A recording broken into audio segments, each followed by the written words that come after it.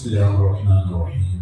نحمد الله العظيم نصلي ونسلم على الرسول الكريم أما بعد. وقد قال الله سبحانه وتعالى في كلامه القديم والفرقان الحميد: والسماء ذات البروج واليوم الموعود وشاهد ومشهود. الله جل شانه وتعالى வினுடைய கிருபையினால் ஒரு மகத்தான நாளை முன்னோக்கி நாம் அமர்ந்திருக்கிறோம். நம் அனைவர்களுக்கும் நன்றாக தெரியும், ஹஜ் என்று சொல்லக்கூடிய புனிதமான அந்த அமலின் நாட்கள் நேற்றில் இருந்து துவங்கி இருக்கிறது. நாளைய தினம் இருக்கக்கூடிய யௌமுல் அரஃபா, அரஃபாவுடைய நாள். இந்த அரஃபாவுடைய நாளை பற்றி இஸ்லாமியர்களிடத்திலே மிக பெரும் குழப்பம் இருக்கிறது. என்ன குழப்பம் என்று சொன்னால், இன்றைக்கெல்லாம் ஹாஜிமார்கள் அரஃபாத் என்று சொல்லக்கூடிய மைதானத்திலே தங்கி சூரியன் மறைந்ததற்கு பிறகு அங்கிருந்து கிளம்பிவிட்டார்கள். ஆனால் நாம் நாளைய தினம்தான் அரஃபா என்று சொல்லக்கூடிய அந்த நாளை கொண்டாடுகிறோம். மாத்திரமல்ல, நாளைய தினம்தான் நாம் நோன்பை கடைபிடிக்கிறோம்.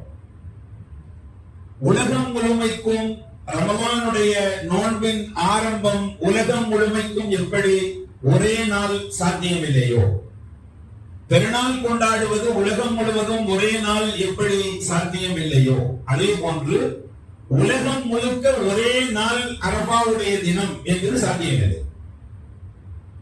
பிறைகளுடைய அந்தந்த நாடுகளில் தெரியக்கூடிய பிறைகளில் ஏற்படக்கூடிய ஒரு நாள் முன்னாள் பின்னால், இப்படி பிறைகள் பார்ப்பதில் ஏற்படக்கூடிய விஷயங்கள் துல்ஹஜ் மாதத்தினுடைய பிறை ஆரம்பத்தில் இருந்து 9வது நாள் அரஃபாவுடைய நாள், இப்படித்தான் கிடைக்கிற வேண்டும்.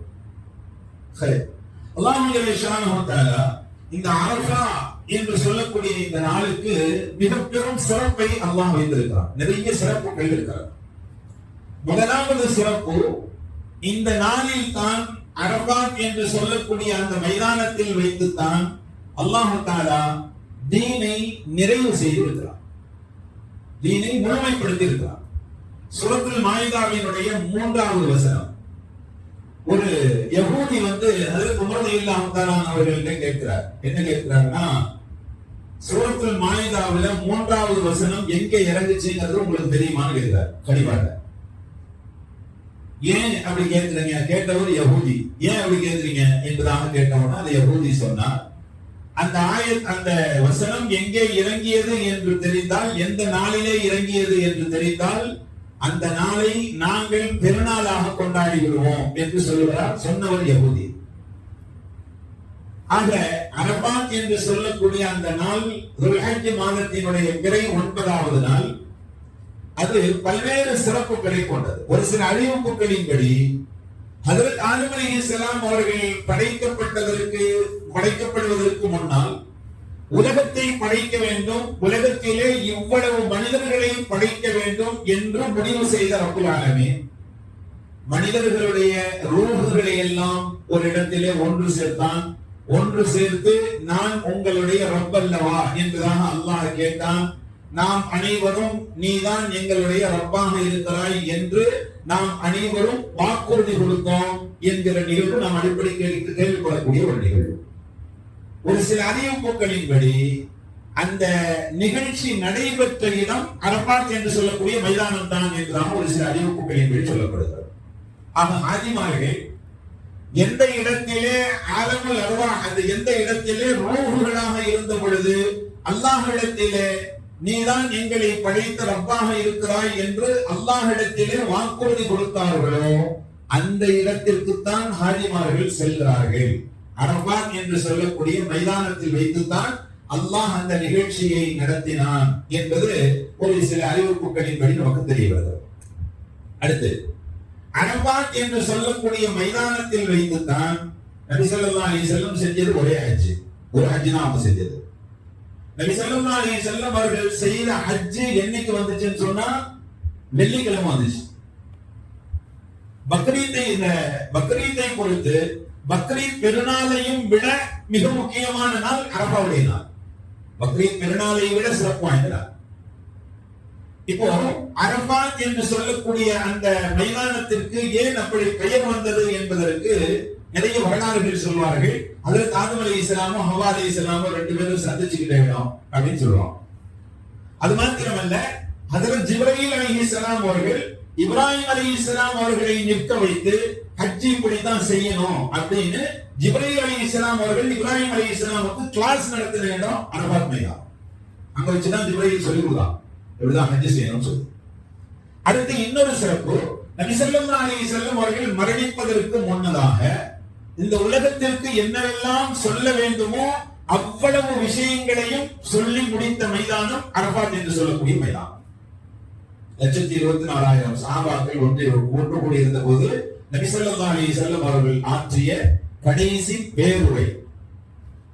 அது மாத்திரமல்ல, ஒட்டுமொத்த சஹாபாக்களையும் ஒன்று கூட்டி தன்னுடைய நபித்துவத்தை, அந்த சேவையை, அந்த டியூட்டியை நான் ஒழுங்காக நிறைவு செய்து விட்டேனா என்று ஒட்டுமொத்த சமுதாயத்தையும் ஒன்று கூட்டி நபி ஸல்லல்லாஹு அலைஹி வஸல்லம் கேட்டு அல்லாஹ்வை சாட்சியாக ஆக்கிய இடம் அரபாத் என்று சொல்லக்கூடிய இடம். இப்போ அரபாத் என்று சொல்லக்கூடிய அந்த நாளை லைலத்துல் கத்ர் தேடுறது மாதிரி தேட வேண்டிய அவசியம் இல்லை. லைலத்துல் கத்ர் பிற 21, பிற 23, பிற 25, பிற 27 இப்படி எல்லாம் தேடணும். ஆனால் அரபாத் என்று சொல்லக்கூடிய நாளை நாம் தேட வேண்டியது. நம்முடைய நாட்டிலே துல்ஹஜ் பிறை 1 என்னைக்கு வந்துச்சோ அதுல இருந்து 9வது நாள் அரபாத் என்று சொல்லக்கூடிய மைதானம், அரபாத் என்று சொல்லக்கூடிய அந்த நாள்.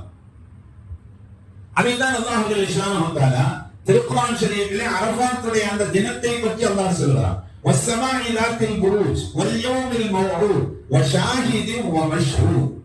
ஷாஹித்னா வெள்ளிக்கிழமை, வெள்ளிக்கிழமைக்கு ஷாஹித். மஷ்ஹூத்னா அரபாத், அரபாத்துக்கு பேர் தான் மஷ்ஹூர். நபி ஸல்லல்லாஹு அலைஹி வஸல்லம் ஹஜ் செஞ்ச அந்த வருடத்திலே வெள்ளிக்கிழமை அரபாத்துடைய தினம் வந்தது. இதை பற்றி அல்லாஹ் திருக்குர்ஆன் ஷரீஃபிலே சொல்லி காட்டுறான். இன்னொரு சூராவினுடைய வசனத்தின் ஆரம்பத்தில் அல்லாஹ் சொல்றான், வல் ஃபஜ்ரி வலயாலின் அஷ்ரின் வஷ்ஷஃபஇ வல் வத்ரி. அந்த சூராவிலே வஷ்ஷஃபஇ, வஷ்ஷஃபஇனா இரட்டை படையுடைய நாள், இரட்டை நாள் அப்படின்னு அர்த்தம்.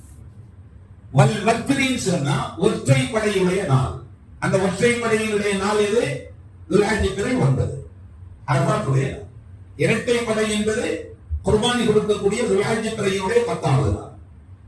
இப்படி அரபாத்துடைய தினத்தை பற்றி நிறைய சிறப்புகளை குர்ஆன் ஹதீஸினுடைய அடிப்படையில் நமக்கு சொல்லித் தருகிறார்கள். அரபாத்துடைய தினம் ஏன் இவ்வளவு சிறப்பு வாய்ந்தது அப்படின்னு சொன்னா, துன்னூன் மிஸ்ரி ரஹ்மத்துல்லாஹி அலைஹி புகாரி இமாமுடைய உஸ்தாத், அவங்க முட்டிக்கால் போட்டு அரபாத்துடைய மைதானத்துல முட்டிக்கால் போட்டு அல்லாஹ் இடத்துல அழுது புலம்பி துஆ செய்றாங்க. எப்படி துஆ செய்றாங்க தெரியுமா? அரபாத்துடைய மைதானத்தில் வந்து நின்று கொண்டு அரபாத்துடைய நாளில் அல்லாஹ்வினுடைய பாவத்தை எல்லாம் மன்னிக்கவே மாட்டான் அப்படின்னு ஒருத்தர் நினைச்சான்னு சொன்னா அவனை விட பெரும்பாகி யாரும் இல்லை.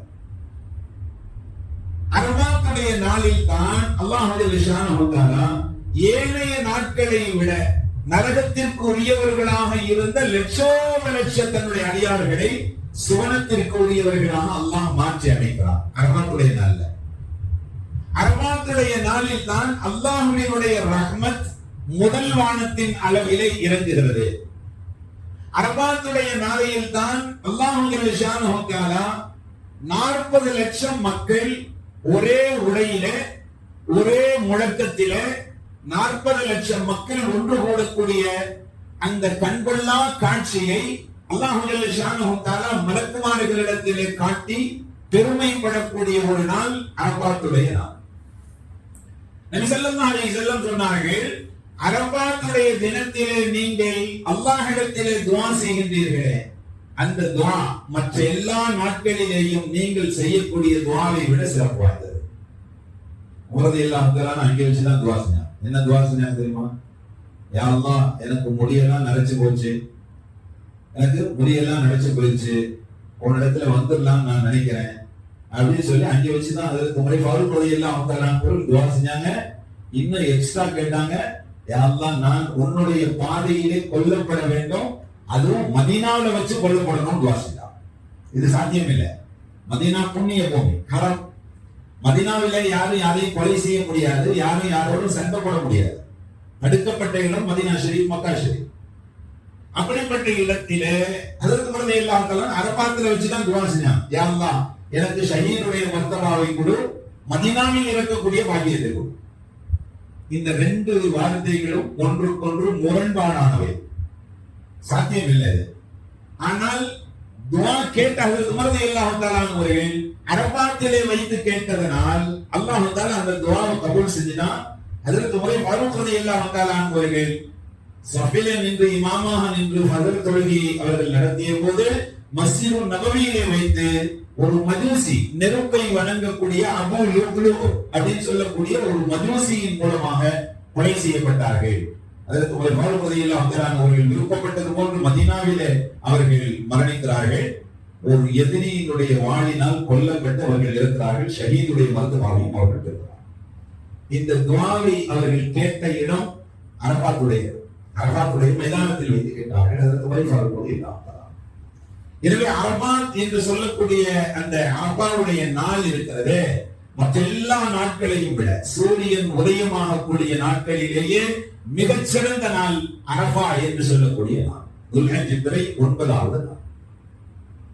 இன்னும் சொல்ல போனால் அரபாவுடைய தினத்திலே வைத்துத்தான் நபி ஸல்லல்லாஹு அலைஹி வஸல்லம் அந்த மைதானத்திலே இருக்கிற பொழுது இந்த திருக்குர்ஆன் ஷரீஃபினுடைய உங்களுக்கு மார்க்கத்தை நாம் நிறைவுபடுத்தி விட்டோம், நம்முடைய அருட்கொடைகளை உங்களுக்கு பூர்த்தி செய்து விட்டோம், இஸ்லாமிய மார்க்கத்தை உங்களுக்கான மார்க்கமாக நாம் பொருந்திக் கொண்டோம் என்கிற இந்த ஆயத் இறங்கியது துல்ஹஜ் பிறை 9 அன்றைக்கு அரபாத்திலே வைத்து வெள்ளிக்கிழமை அன்று நபி ஸல்லல்லாஹு அலைஹி வஸல்லம் அவர்களுக்கு இறங்கியது. இஸ்லாமை நிறைவு செய்த நாள், இஸ்லாமை பூர்த்தியாக ஆக்கிய நாள் அரபாவுடைய நாள்.